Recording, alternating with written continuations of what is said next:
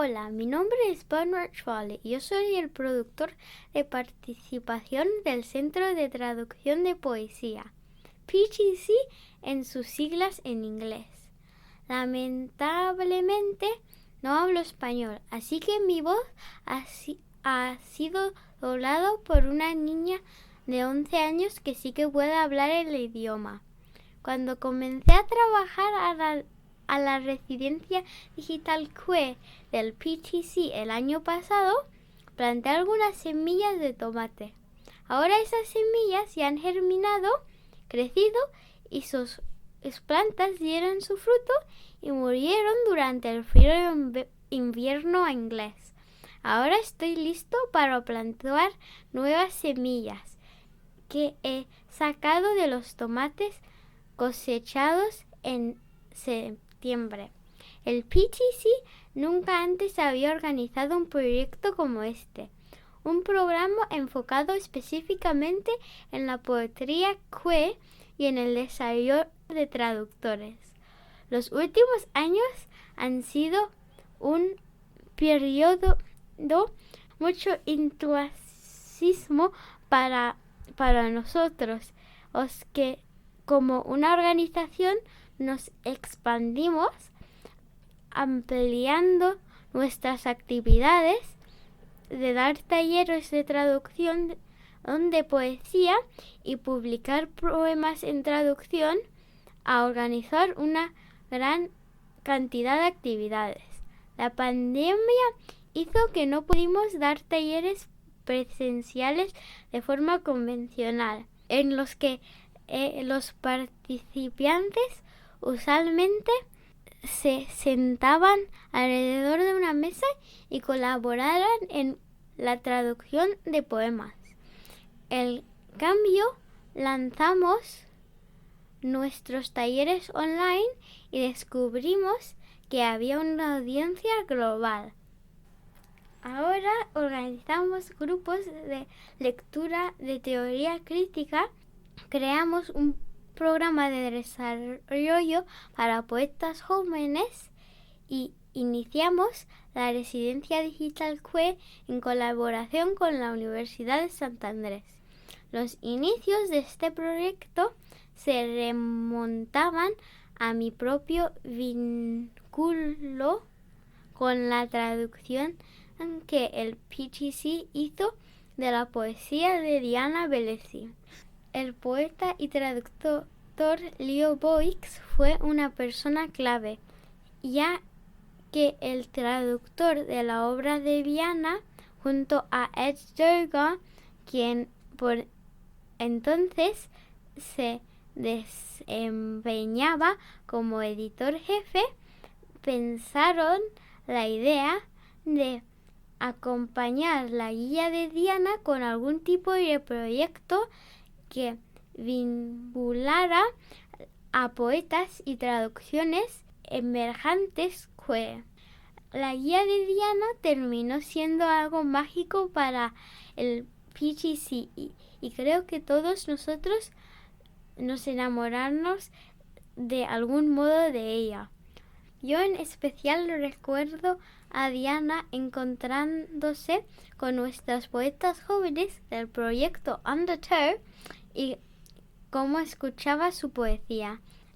A pesar de las barreras de idioma, la observaba como ella les prestaba toda su atención, golpeteando con sus dedos sobre sus músculos a medida que los jóvenes poetas recitaban sus poemas para luego darles a ellos sus útiles consejos. Cuando quedé a cargo de la coordinación del proyecto, tuve la vaga idea de que había algo inherentemente CUE en el acto de traducción, pero me costaba articularlo con precisión. La traducción parece sustentarse sobre la base de lo binario, un texto original, un texto meta y una noción proyectaria de transferencia de un idioma al otro, como simplemente decantara vino de una jarra a que mejor se adaptaba al aspecto de la mesa del comedor, pero la realidad es mucho más compleja. El acto de la traducción lo complica todo, encuentra problemas en todos los lados. El texto original está lleno de palabras prestadas de otras lenguas. El texto meta implica que uno debe explicar cosas que el poeta nunca mencionó. El texto no existe fuera de nosotros para ser desamblado sin pasión y luego ensamblado. Vive dentro de nosotros y es víctima de nuestros caprichos y prejuicios.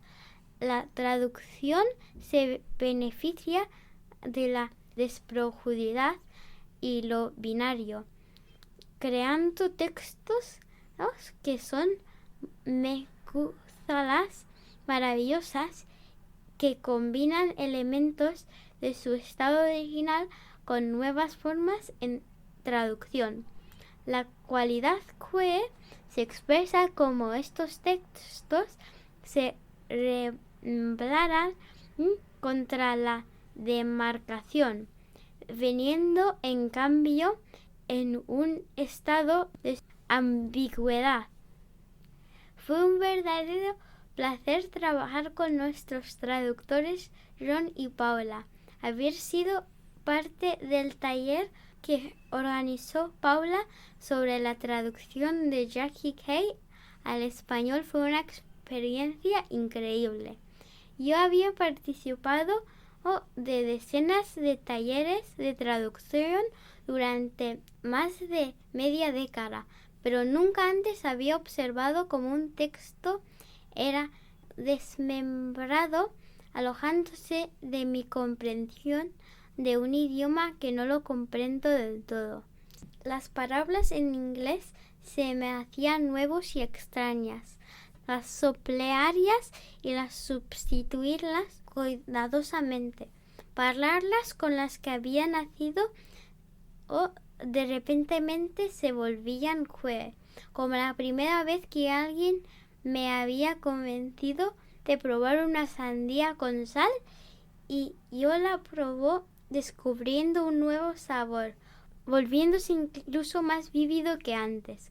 Creo que también vale la pena mencionar la visibilidad. En nuestro evento de presentación en Londres observé a John y Paula leer sus traducciones y encantar toda la audiencia.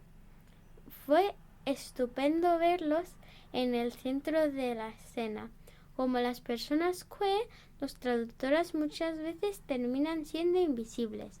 De hecho, una traducción puede jugarse al menudo por la eficacia con la que desparece el traductor. Esto siente demasiado pulcro, un rechazo a lidiar como algo que es complejo y difumina los límites. Por el contrario, darles el lugar central de nuestros traductores y hacerlos más visibles es algo esencial para crear una nueva visión de la traducción que celebra lo difícil, darle mente el vino y muestra su funcionamiento. Me gustaría darle las gracias a todos los participantes de este proyecto.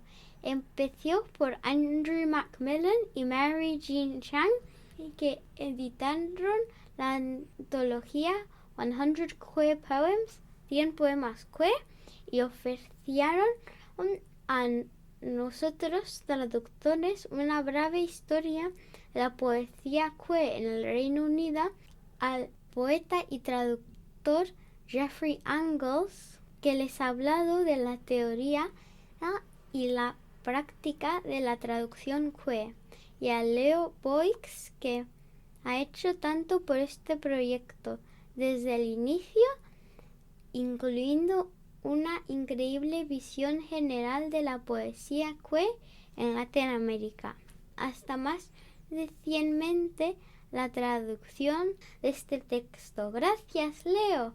Un gran aplauso también para Inés, que encargó de parte argentina y hizo un gran trabajo.